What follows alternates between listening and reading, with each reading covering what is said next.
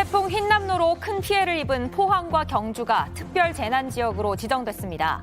이번 태풍으로 인한 시설 피해는 전국적으로 모두 13,000여 건이 발생했고 주택 침수 8,000여 건 중 대부분은 경북에서 발생한 것으로 집계됐습니다. 태풍 흰남노의 영향으로 포스코는 포항제철소에 있는 2, 3, 4 고로 3기의 가동을 동시에 중단시켰습니다. 3개의 용광로가 동시에 멈춰선 건 1973년 쇳물 생산을 시작한 이후 49년 만에 처음입니다. 더불어민주당 이재명 대표의 부인 김혜경 씨가 어제 검찰 소환 조사를 받은 가운데 검찰은 이르면 오늘 선거법 공소시효 만료를 하루 앞두고 이 대표와 김 씨에 대한 기소 여부를 정할 방침입니다. 절기상 백로인 오늘 전국이 맑고 일교차가 크겠습니다. 내일부터 시작되는 추석 연휴에도 전국이 대체로 맑겠고 추석 당일엔 대부분 지역에서 보름달을 볼 수 있겠습니다.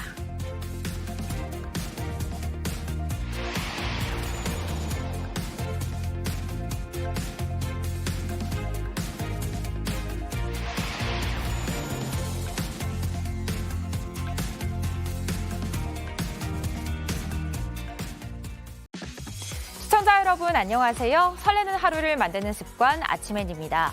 밤 기온이 낮아져 흰 이슬이 맺힌다는 절기, 백로이자 추석 연휴를 하루 앞둔 오늘입니다. 그야말로 가을 기운이 완연해지는 시기인데요. 오늘은 어떤 소식들이 준비되어 있을까요? 먼저 이도성 기자. 네, 포항제철소가 1973년 가동을 시작한 뒤 49년 만에 처음으로 멈춰섰습니다. 태풍 흰남노로 침수되면서 모든 공정을 중단한 건데요. 중단이 길어질수록 매일 수백억 원의 손실을 볼 것으로 업계는 추산하고 있습니다. 자세한 이야기로 잠시 후 돌아오겠습니다.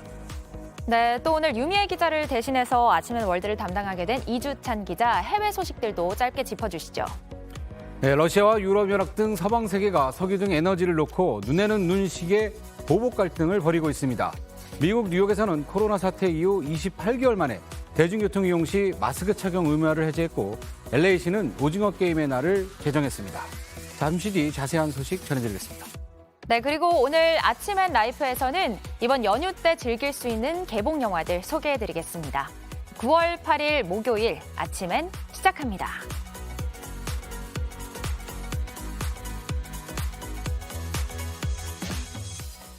내일부터 추석 연휴가 시작되지요. 제11호 태풍 흰남노가 지나간 뒤 맞이하는 이번 추석 연휴엔 전국이 대체로 맑을 것으로 보입니다.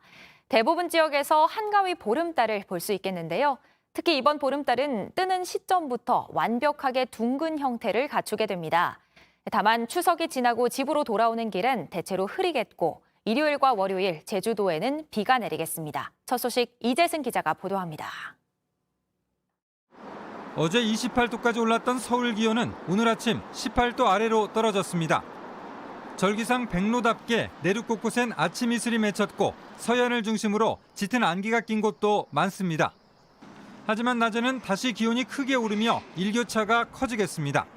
내일부터 시작되는 추석 연휴에도 전국이 대체로 맑을 것으로 보입니다. 제주도와 경상도 해안을 제외한 전국 대부분 지역을 중심으로 해서는 구름 사이로 보름달을 볼 수 있을 것으로 전망을 하고 있습니다. 한가위 보름달은 서울에서 저녁 7시 4분, 강릉 6시 57분, 대전 7시 1분, 부산 6시 53분, 전주는 7시 2분에 떠오릅니다. 특히 이번 보름달은 뜨는 시점부터 완벽히 둥근 형태를 갖추게 됩니다. 다른 지구를 타원형으로 돌기 때문에 달이 뜰 때부터 해와 달이 일직선 위에 놓이게 되는 경우가 거의 없는데 이 시기가 한가위랑 일치하는 겁니다.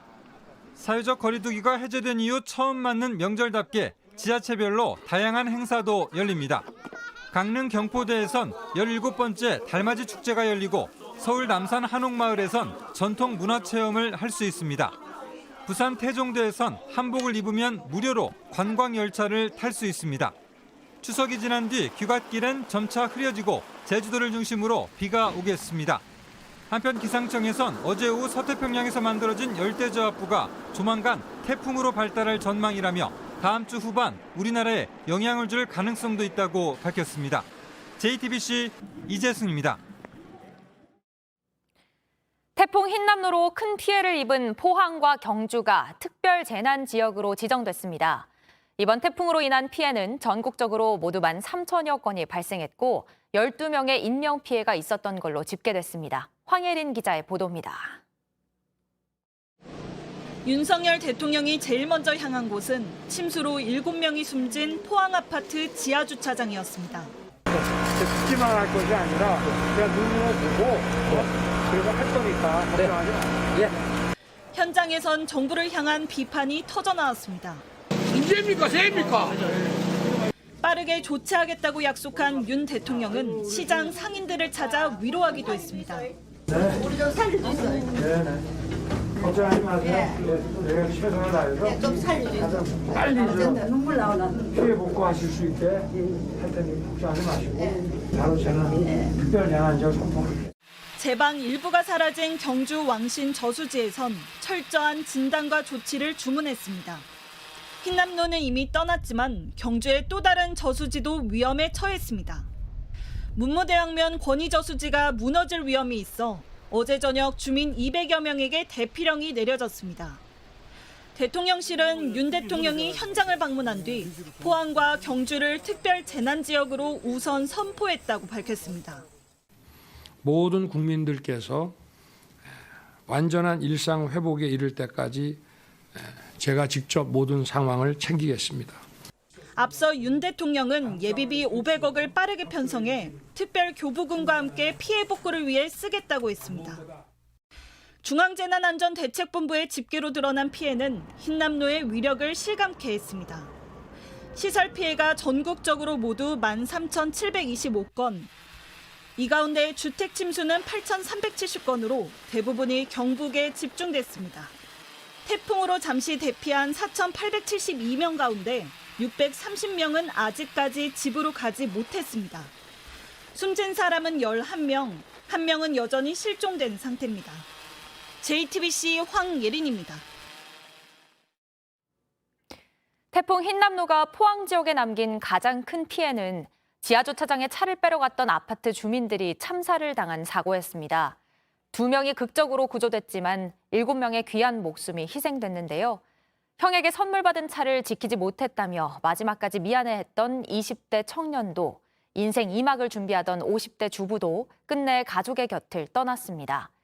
늘 엄마를 먼저 챙기던 15살 든든한 아들은 결국 엄마와 함께 돌아오지 못했습니다. 조승현 기자입니다. 22살 서모 씨는 그제 새벽 차를 빼란 방송을 듣고 아파트 지하주차장으로 갔습니다. 그곳엔 형이 선물해준 차가 있었습니다. 불과 몇 달 전 해병대를 제대한 서 씨였지만 차 안에서 탈출하지 못했습니다. 서 씨는 마지막 순간 형에게 전화를 걸었습니다. 형아 자니까 지가 굉장히 아끼는 것 같아. 마지막 형아가 통화를 했다 하더구만. 형아 차 못 가지고 나간다고. 그게 마지막 전화였다. 55살 허모 씨는 집에 도배를 바꾸려던 계획을 실행에 옮기지 못했습니다. 갑자기 차오른 물 때문에 한순간에 휩쓸렸습니다. 가족들은 생존자가 나왔다는 소식에 잠시 기대를 했지만 끝내 기적은 일어나지 않았습니다. 하천 범람의 위험이 크고 지하 주차장에 내려가시면 위험합니다라고 했으면 그때 마지막에 본인이 선택이 조금은 달라질 수도 있지 않았을까? 15살 김모구는 엄마를 따라 지하주차장으로 내려갔습니다. 친구보다도 늘 엄마가 우선이던 살가운 아들이었습니다. 엄만 14시간 만에 기적적으로 살아 돌아왔지만 김군은 그러지 못했습니다. 김군의 단짝 친구는 떠난 친구의 휴대전화에 수십 통의 작별 메시지를 보냈습니다.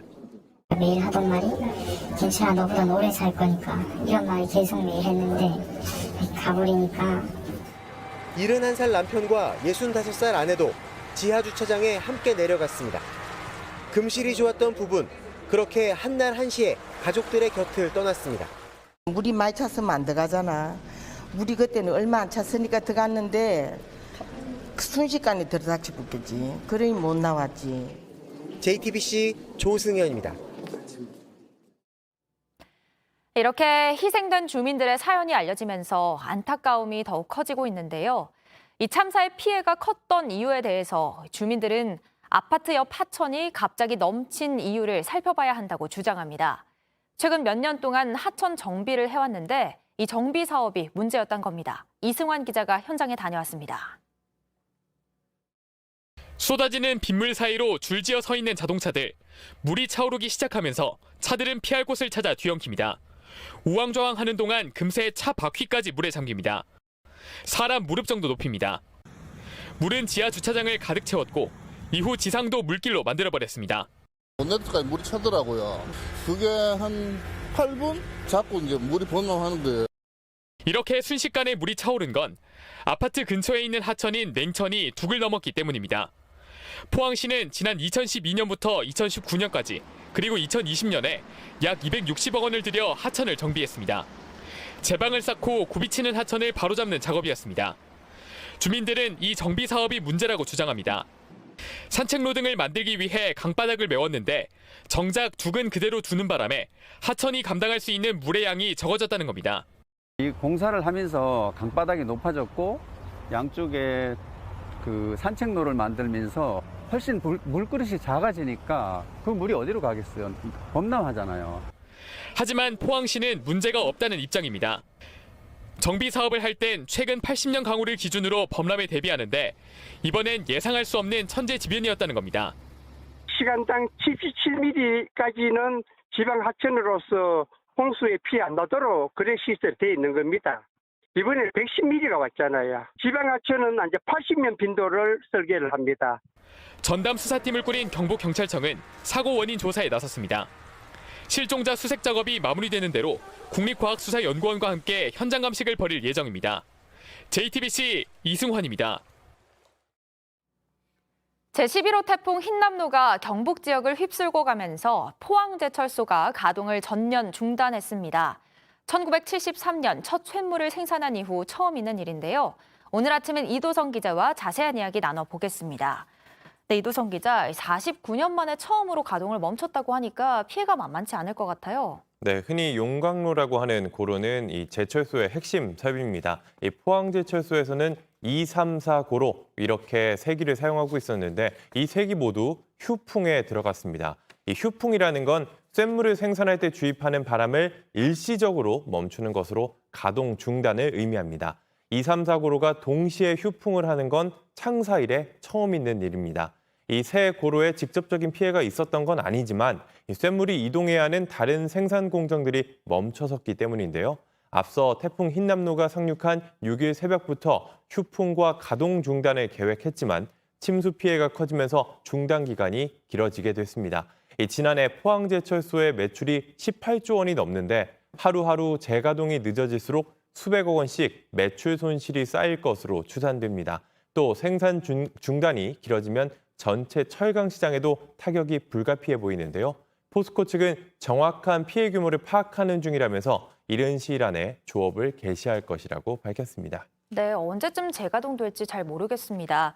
정치권 소식도 좀 살펴보겠습니다. 국민의힘이 새 비상대책위원장으로 정진석 의원을 내정했죠? 네, 어제 의원총회를 열었는데요. 의원총회를 열고 정진석 국회 부의장을 비대위원장으로 임명하기로 총의를 모았습니다. 오늘 전국위원회 의결을 거쳐서 최종 확정할 예정인데요. 앞서 박주선 전 국회 부의장 등 원외 인사들이 거론되기는 했지만 결국 당내 최다 5선인 정 의원이 낙점됐습니다. 정 의원의 이야기 먼저 들어보겠습니다. 지금 비대위원장을 독배라고들 합니다. 저는 독배라서 더 이상 피해서는 안 된다고 생각했습니다. 우리 당은 정말 위기입니다.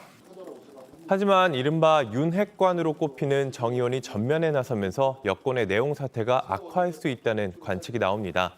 또 이준석 전 대표는 앞서 이미 새 비대위를 상대로 추가 가처분 신청을 예고한 상태여서 당내 혼란은 계속 이어질 걸로 보입니다. 네, 5선의 정진석 의원이 새 비대위원장으로 내정이 됐고 이런 상황에서 권성동 원내대표는 물러날 걸로 보인다고요? 네, 오전에 전국위원회가 끝난 뒤 오후 2시에 권성동 원내대표가 기자회견을 열기로 했습니다. 앞서 새 비대위가 출범하면 거취를 결정하겠다고 했기 때문에 이 사태를 공식화할 것으로 보이는데요. 당초 14일과 15일로 예정된 국회 교섭단체 대표 연설이 2주 연기된 것도 권 원내대표 사퇴 가능성에 무게를 더하고 있습니다. 이르면 19일 새 원내대표도 선출될 걸로 보이는데요. 4선의 윤상현, 김학용, 홍문표 의원, 3선의 김태호, 박대출, 윤재욱, 조혜진 의원 등이 후보로 거론되고 있습니다. 네, 권 원내대표의 기자회견 내용도 좀 자세하게 들여다볼 필요가 있을 것 같아요. 더불어민주당 이재명 대표는 이르면 오늘 재판에 넘겨진다고요. 네, 아내 김혜경 씨가 어제 오후 피의자 신분으로 2시간 넘게 검찰 조사를 받았는데요. 지난 대선 후보 경선 기간에 경기도 법인카드를 유용했다는 의혹을 받고 있습니다. 이 경기도청 별정직 5급 배모 씨를 통해 민주당 관련 인사들과의 식사비를 법인카드로 결제했다는 건데요. 함께 출석 통보를 받은 이재명 대표는 서면 답변서로 대신했습니다. 이 대표는 또 대선 후보 시절 백현동과 대장동 개발 특혜 의혹과 관련해 사실과 다른 발언을 하고 고 김문기 전 성남도시개발공사 개발 1처장을 알지 못했다고 말했다는 공직선거법상 허위사실 공표 혐의를 받고 있습니다. 이 김문기 전 처장과 관련해선 검찰이 이 대표의 주장과 배치되는 진술을 확보했다는 언론 보도도 나왔는데요.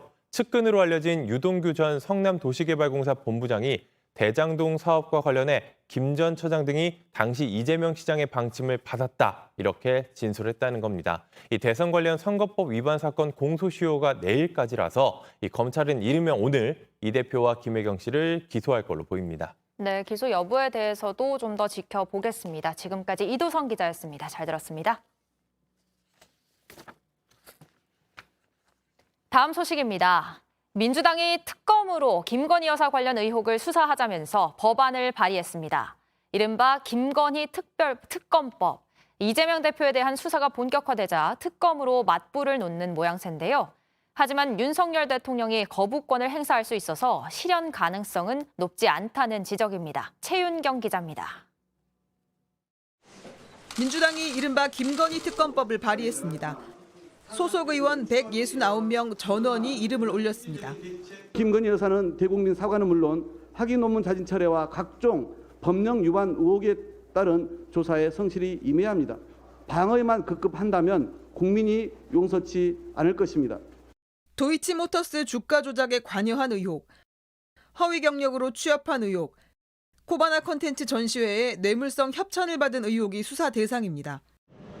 민주당은 이와 별도로 공관 인테리어 특혜 수주 의혹, 해외 순방 시 비선 수행 의혹 등은 국정조사로 밝히겠다고 했습니다.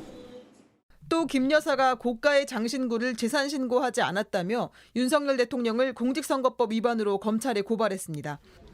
사실상 총공세에 나선 상황입니다. 하지만 특검 출범이 쉽지는 않을 전망입니다.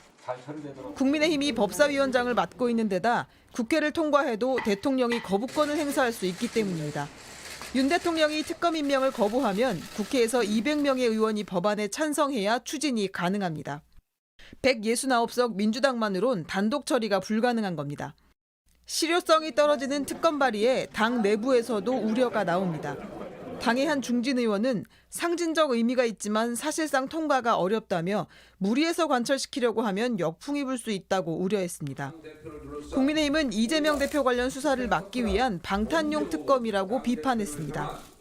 당 대표를 둘러싼 온갖 스펙터클한 범죄 의혹으로부터 국민의 관심을 다른 곳으로 돌려보기 위함입니다. 즉 특검을 대국민 호객 행위로 쓰고 있는 것입니다.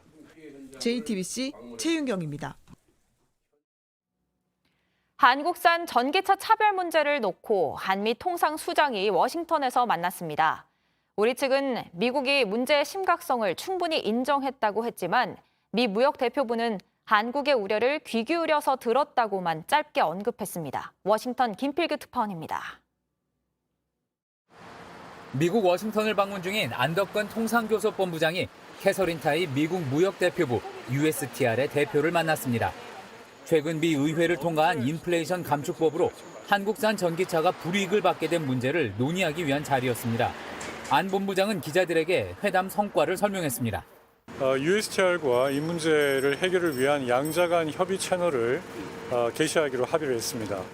1시간 정도의 회담이었지만 구체적인 해결 방안까지 논의하기에 시간이 부족했다고 했습니다. 다만 미국 측이 이 문제를 심각하게 여기고 있다고 또 한 번 강조했습니다. 최대한 적극적으로 노력을 하겠다는 문제 의식은 이제 이런 법적으로 좀 문제가 있다는 것에 대해서 공감을 하지 않나 싶은데 이제 구체적으로 거기에 대한 언급은 하지 않고 이후 USTR 측이 낸 보도자료 분위기는 좀 달랐습니다. USTR은 안 본부장과 타이 대표가 인도태평양 경제 프레임워크, 영내 경제 협력 강화 등 광범위한 이슈에 대해 논의했다고 소개했습니다.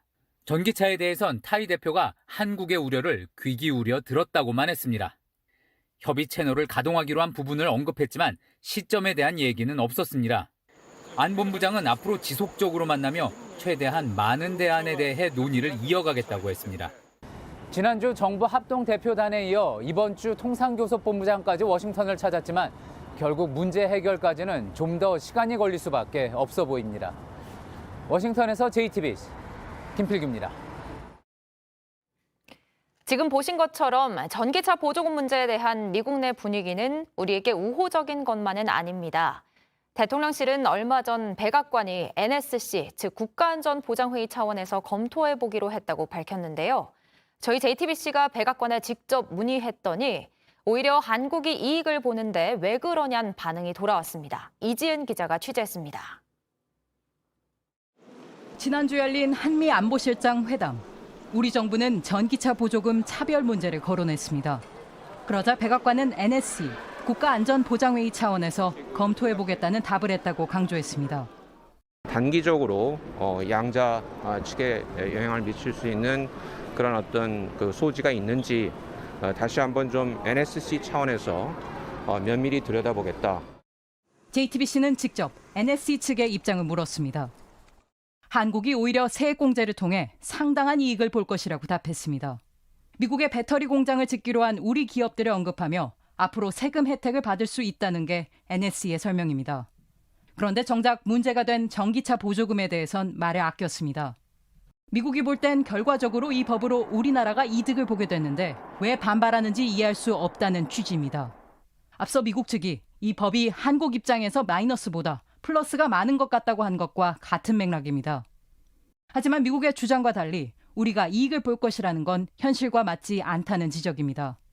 당장 백악관 말대로 세액 공제를 받으려면 중국산을 쓰면 안 됩니다. 그런데 배터리 원료의 대부분은 중국산입니다. 미국이 원하는 기준을 맞추기 쉽지 않은 겁니다.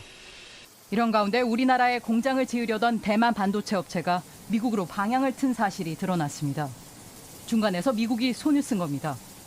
한국산 전기차를 차별한다는 논란이 커지는 가운데 우리에게 올 투자까지 가로챈 게 아니냐는 목소리가 나옵니다. JTBC 이지은입니다. 조금 안정됐다 싶긴 하지만 여전히 높은 휘발유 가격에 힘드실 텐데요. 러시아발 에너지 관련 소식 전해드리겠습니다. 지멘월드 오늘은 이주찬 기자 만나보겠습니다. 네, 안녕하세요.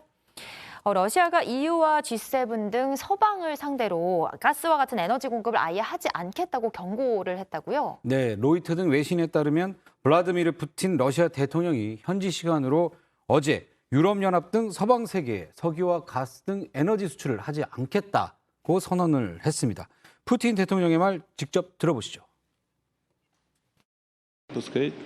Ограничение цены на газ и нефть сильно по нам ударит? Вы понимаете, это глупость очередная. Очередное нерыночное, не имеющее никаких перспектив решения. Вот все административные ограничения в области мировой торговли ведут только к диспропорциям и повышению цен. 바보 같은 짓이다. 이 대통령이 다른 나라를 향해서 이런 표현을 쓰는 게 좀 드문 일인데 이런 표현까지 사용을 했네요. 예, 그렇습니다. 아주 이례적인 표현이죠. 앞서 유럽연합 EU가 러시아에서 공급되는 가스와 원유 등 에너지 가격에 상한제를 도입하겠다고 나섰고 평소보다 이익을 낸 기업에 대해서는 초과 이익까지 환수하겠다고 밝혔습니다. 이어 미국 등 주요 7개국, G7 재무장관들도 모여서 맞장구 치며 이 제도를 도입하기로 합의하자 푸틴 대통령이 발끈하면서 이같이 반응한 것입니다. EU 등 서방 세계 입장에선 실제 러시아가 지난 6월부터 에너지 공급량을 줄이면서 이제 압박을 하기 시작했기 때문에 이런 조치를 내렸다 이렇게 볼 수 있습니다. 네. 러시아산 에너지에 크게 의존하고 있기 때문에 유럽이 다가올 겨울에 에너지 대란이 벌어질 거라고 판단한 겁니다. 현재 푸틴 대통령이 에너지 공급을 아예 하지 않겠다며 눈에는 눈, 이에는 이 식의 보복을 거듭대면서 양측의 긴장감이 갈수록 고조되는 양상을 치닫고 있습니다. 우리 경제부총리도 가격 상한제 등에 동참할 의사를 밝힌 바 있지 않습니까? 네. 따라서 이 갈등이 국내 기름값에도 큰 영향을 줄 수 있어서 걱정이 되는 상황입니다. 네, 가뜩이나 세계가 에너지 대란을 겪고 있는 상황에서 앞으로 어떻게 될지 모르겠습니다. 이번엔 미국 뉴욕주 소식인데요. 대중교통을 이용할 때 이전에는 마스크를 의무로 착용을 했어야 됐는데 이 조치가 해제가 됐다고요. 예. 그 미국 뉴욕 타임스 등에 따르면 현지 시간으로 어제부터 뉴욕주에서 그동안 대중교통 이용 시 반드시 마스크를 써야 했던 조치를 해제했다고 밝혔습니다. 코로나 바이러스 사태 이후 28개월 만의 조치인데요. 흔히 뉴욕시라고 부르는 뉴욕 메트로폴리탄에는 1,500만 명 정도가 사는데 지하철과 버스를 탈 때 마스크 없이 탈 수 있게 된 겁니다. 다만 이 택시를 이용할 때는 여전히 마스크를 써야 하는데 네. 뉴욕타임스는 이번 조치가 뉴욕 주지사가 11월 치러지는 중간선거를 의식한 것이 아니냐 이런 분석을 내놨습니다. 그래도 시기상조라는 반응과 너무 필요했는데 잘 됐다 이런 반응이 동시에 나오고 있습니다. 코로나가 길어지면서 우리도 아직은 마스크를 쓰고 있는데 반응이 엇갈리는 이유도 좀 알 것 같습니다.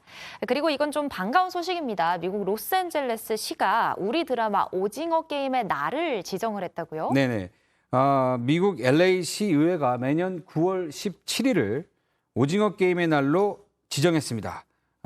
결의안을 채택한 건데요. 현지 언론 등에 따르면 LA시는 오징어 게임의 날 제정에 기념해서 현지 시간 9일 시청 앞에서 별도의 선언식 행사를 열기로 했습니다. 결의안에는 한국계 LA시 의원 존 리 의원이 발의해 오징어 게임이 한국의 문화와 전통을 알리고 미국 대중에게 미친 영향력과 성과를 기념하는 내용을 담겼다고 밝혔습니다. 와, 국적을 불문하고 특정 드라마 자체에 대해서 이렇게 기념일을 제정하는 게 저는 처음 있는 일인 것 같은데 좀 어떤가요? 예, 존 리 의원 측에 한번 물어봤는데 특정 드라마를 주제로 기념일을 정하는 것은 미국에서도 처음 있는 일이다 이렇게 설명을 했습니다. 네. 비영어권 드라마 최초로 미국 배우조합상을 받고 미국 방송계 최고 권위상인 에이미상 작품상 후보에 오르는 등 그만큼 영향력이 컸던 걸 입증하는 것 같습니다. 오징어 게임의 날로 지정된 9월 17일은 넷플릭스가 지난해 전 세계에 이 드라마를 공개한 날짜입니다. 네, 대한민국 국민으로서 또 자부심이 느껴지는 소식이었습니다. 네, 오늘 왓츠맨 월드 담당해준 이주찬 기자 수고했습니다.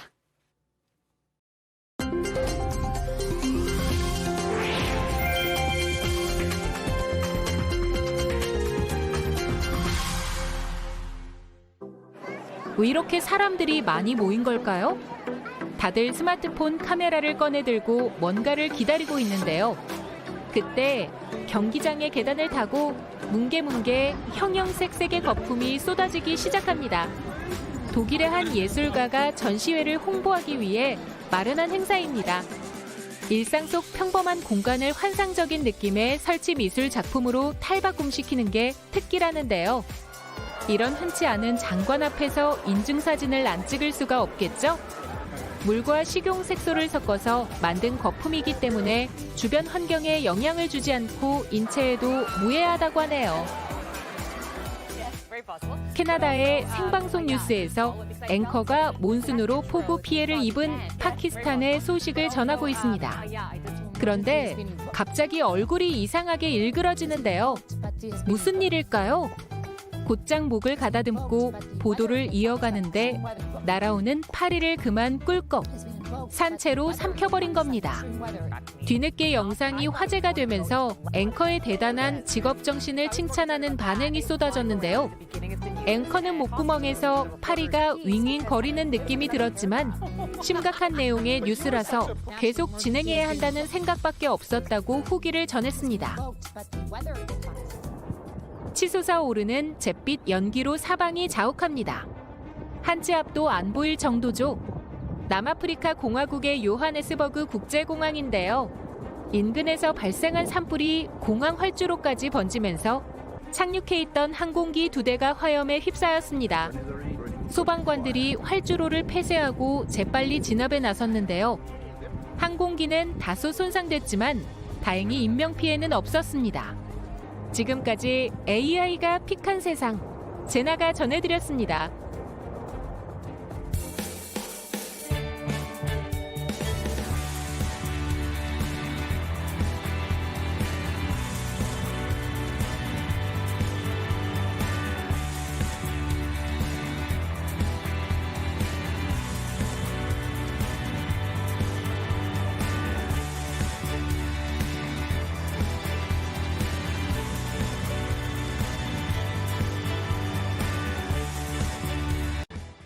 사람을 창문에 매단 채 서울 시내 도로를 달린 차의 운전자가 특수폭행 혐의로 경찰에 붙잡혔습니다.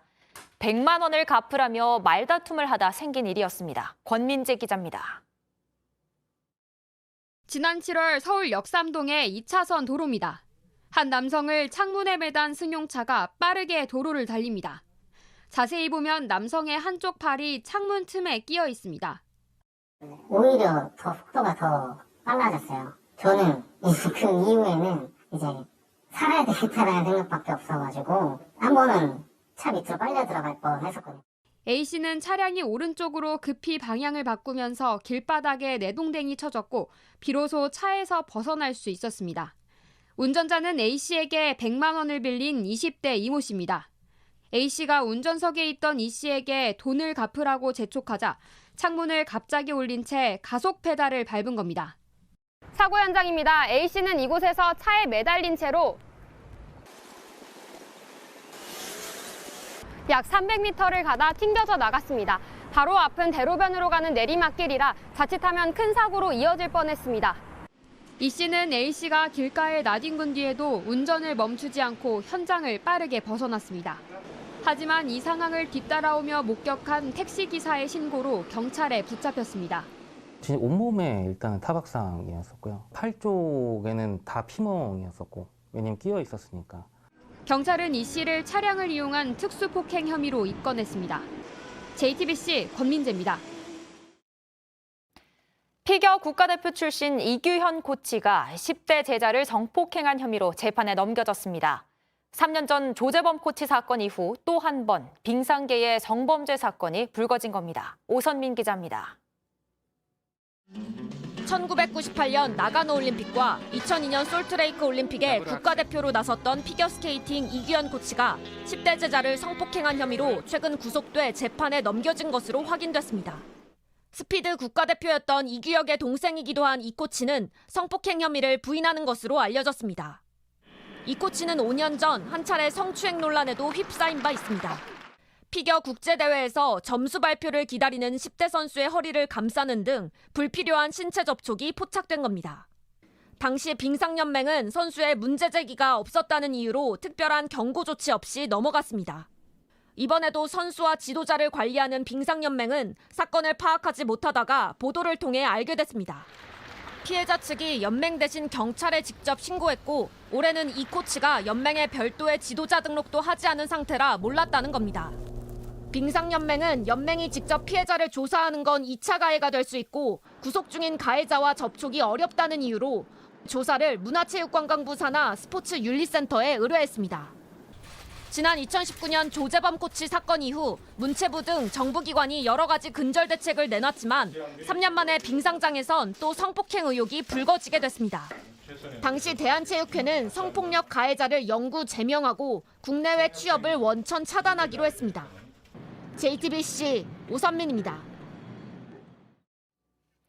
내일부터 추석 연휴입니다. 극장을 찾는 관객들이 많아지는 시기죠. 어떤 작품들을 극장에서 만나볼 수 있는지 궁금한데요. 중앙일보 나원정 기자와 함께 살펴보겠습니다. 어서 오세요. 네, 안녕하세요. 네, 명절에는 극장에서 영화를 보는 분들이 굉장히 많잖아요. 올 추석엔 또 어떤 영화들을 볼 수 있을까요? 올 추석에는 좀 아쉽게도 골라보는 재미가 좀 줄어들 것 같아요. 추석에 맞춰서 개봉하는 대작이 한 편뿐이어서 그런데요. 이번에 유해진 씨와 현빈 씨가 남북한 형사로 돌아온 공조2 인터내셔널입니다. 1편에 780만 관객을 모은 뒤 5년 만에 돌아온 속편인데요. 이 남한 형사 유해진 씨와 북한 형사 현빈 씨가 이번엔 남한에 숨어든 글로벌 범죄 조직을 잡기 위해서 미국 FBI와 공조 수사를 벌입니다. 내 이름은 김삼순에서 현빈 씨와 호흡 맞췄던 다니엘 헤니 씨가 17년 만에 함께 화면에 잡혔는데요. 네. 이 두 사람 호흡 보려고 이 영화 보신다는 분들도 참 많은 것 같아요. 그럴 것 같아요. 원래 명절에는 이제 영화가 많이 개봉을 해서 좀 골라보는 재미가 있는데 대작 영화가 한 편이라고는 하지만 굉장히 재밌어 보이거든요. 이 현빈 씨와 유해진 씨의 공조 호흡 좀 어떤가요? 네, 딱 하면 유해진표의 구수한 말 장난이라든지 또 이 공조수사가 각국의 속내를 감춘 긴장감 같은 것은 거의 1편 그대로입니다. 한번 보시죠. 우리 인터내셔널하게 한번 공주 한번 하자. 네, 이 구수하죠. 인터내셔널. 네, 현빈 씨가 1편에 이어 2편은 두 번째 남한에 온 북한 형사잖아요. 네. 이렇게 익숙해진 모습처럼 1편 본 관객들한테도 굉장히 익숙해진 재미가 많이 등장하고 1편의 젖은 휴지 액션에 이은 이 파리채 액션도 굉장히 구수하게 펼쳐집니다. 1편에서는 김주혁 씨가 맡았던 북한 출신의 그 악당을 이번에는 극한 직업의 진선규 씨가 이어받아서 새로운 캐릭터로 출연을 하고요. 네. 또 1편에서 임윤아 씨, 현빈 씨한테 푹 빠졌던 캐릭터인데 이번엔 뷰티 유튜버가 돼서 다니엘 헤니 씨까지 두 남자 사이에서 행복한 나 홀로 선택장애에 빠집니다. 어머, 현빈 씨와 다니엘 헤니 씨 사이에서 고민하는 유나 씨의 마음을 저도 충분히 이해할 수 있을 것 잔잔한 미소가 같아요. 네, 보이네요. 미소가 절로 지어지는 라인업인 것 같은데 1편에서 익숙한 배우들이 다시 나오다 보니까 신선함은 조금 떨어질 수도 있겠다는 생각도 들거든요. 맞아요. 이 영화의 어떤 양날의 검 같은 것인데요. 실제 제작진이 고민이 많았다고 해요. 그래서 현빈 씨를 캐릭터를 조금 바꿨습니다. 또 한번 보실까요? 방탄소년단? 남조선에도 그런 게 있구나. 야. 삼촌도 조선소년단 출신인데. 재밌으신가요? 이 현빈 씨가 1편에서는 아내를 잃은 슬픔에 젖어 있는 북한 형사였는데 이번에는 이렇게 밝은 유머를 되찾았습니다. 액션 스케일도 전반적으로 굉장히 커지면서 이 호쾌한 활극의 그 면모가 강해졌는데요. 또 속편이 전작보다 못하다는 이 징크스를 깨기 위해서 아주 작정을 하고 미국까지 들쑤시는 악당 추격전을 펼쳐냈습니다. 약간 저 개그는 호불호가 갈릴 수도 있을 것 같은 느낌이기도 하고요. 네, 추석에 볼만한 개봉 영화 두 번째는 또 어떤 영화인가요? 네, 이번 추석이 이렇게 대작은 한 편뿐이지만 작고도 알찬 영화는 아주 풍성하게 돌아왔거든요. 그래서 특히나 올 봄에 전주국제영화제에서 한국 경쟁 대상을 받았던 영화. 바로 성적표의 김민영 한번 가져와 봤습니다. 제목이 아주 특이하죠. 네. 나는 너에게 몇 점짜리 친구였을까라는 카피도 재미있는데 같은 기숙사 생활을 한 고등학교 세 친구가 아주 독특한 삼행시 클럽을 하면서 영원한 우정까지 약속을 했습니다. 그러나 졸업과 함께 뿔뿔이 흩어지면서 정말 서로 멀어지고 마는데요. 이 중에 이제 정희는 알바생이 되는데 이 우정을 어떻게든 붙잡고만 싶은 거예요. 그래서 다른 지역의 대학에 간 민영이 모처럼 초대를 했을 때 너무 기쁜 마음으로 응해서 달려갑니다. 그런데 정희는 바쁘다면서 막상 다가온 그러니까 정희가 아니고 민영이 바쁘다면서 정희를 방치를 하는 거예요. 여기다가 해외 유학까지 간 수산나라는 세 번째 친구는 이제 시차와 문화 차이까지 점점 더 벌어지는 상황입니다. 실제로 우리가 20살 때 진로가 달라진 친구들과 이렇게 멀어진 경험이 있을 수 있잖아요. 이런 익숙한 공감대의 내용을 아주 독특한 여백과 침묵의 묘를 살린 아주 특이한 리듬감으로 그려낸 영화입니다. 저는 성적표의 김민영이 제목이라서 성적과 관련된 학교물인가 싶었는데 우정을 그린 이야기네요. 성적은 F 학점이 나옵니다. 참고로 하면. 네, 아니 배우들이 모두 낯선 얼굴들이지만 저한테도 저런 추억과 기억이 있기 때문인지 좀 정겨운 느낌이 많이 들어요. 네, 맞아요. 좀 젊은 감독들의 또 작품이라 더 그런 것 같아요. 임지선, 이재은 감독의 이제 공동 연출한 장편 데뷔작인데요. 배우들도 다 신인이고요. 실제로 이재은 감독이 정희처럼 친구네 집에 가서 서운한 하루를 보냈던 기억에서 출발한 영화고요. 그때 그 서운했던 감정이 내가 친구를 좋아했던 마음의 크기가 아니었을까라는 생각에서 출발을 했습니다. 이 20살 여자아이들의 얘기긴 하지만 이 속에서 보면은 가부장제, 입시 경쟁, 그리고 성공제일주의 같은 한국 사회의 여러 면모를 다 볼 수 있는 작품이기도 하고요. 아주 대형 신인의 독특한 신작으로 정말 추천을 드립니다. 와, 스타 배우들이 총출동하는 작품 공조2, 또 눈여겨볼 신인 감독, 신인 배우들을 만나볼 수 있는 성적표의 김민영까지 이번 추석의 취향에 따라서 골라보시면 좋을 것 같습니다. 지금까지 나원정 중앙일보 영화 담당 기자였습니다. 감사합니다.